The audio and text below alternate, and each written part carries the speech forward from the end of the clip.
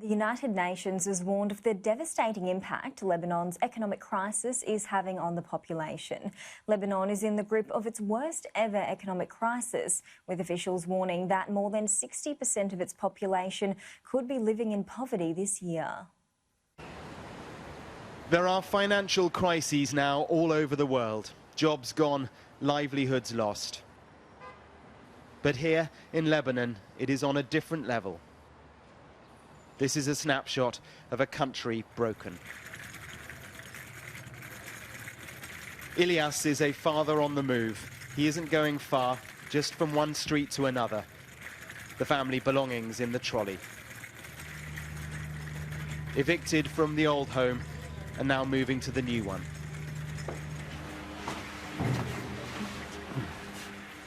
And this is it, this room, and the kitchen, bathroom behind, for 8 of them. ما عندي مصاري. ليش ما عندك مصاري؟ ما في شغل. ما في مي، ما في كهرباء.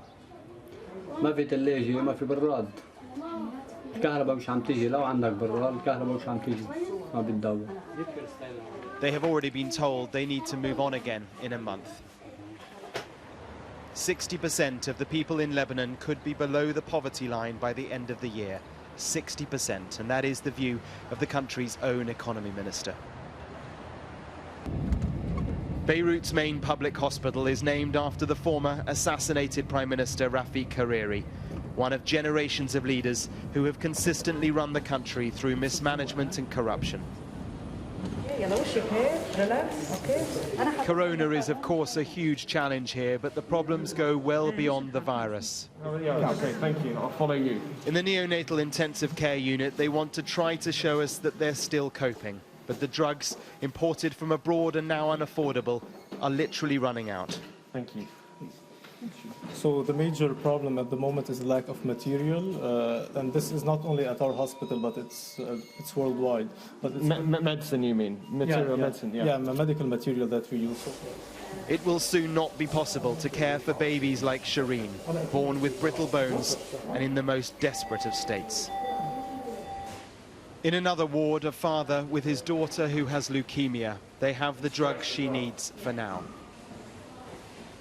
The power went down last week and the generator back up too.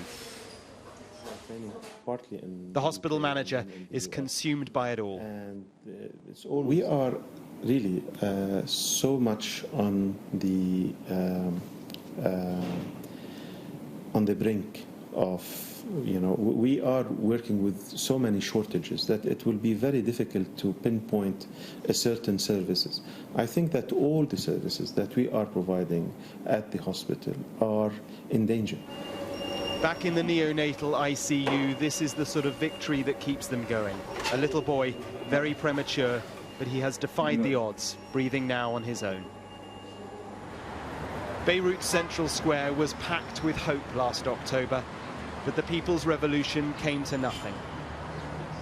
Back in 2011. Sami Zohaib is an economist, but a citizen too, just trying to make ends meet. The amount of loss is actually estimated by the government and the IMF to be around $100 billion. $100 billion? Yes, and this in a country like Lebanon that now expected to have a GDP of $33 billion this year is 3 times the size of the economy, and this is quite gargantuan. There are just 2 hours of state electricity a day here now. Even the traffic lights are out. The politicians who caused all this are now pleading for an international bailout. Without it, the collapse of a nation is close. Mark Stone, Sky News in Lebanon.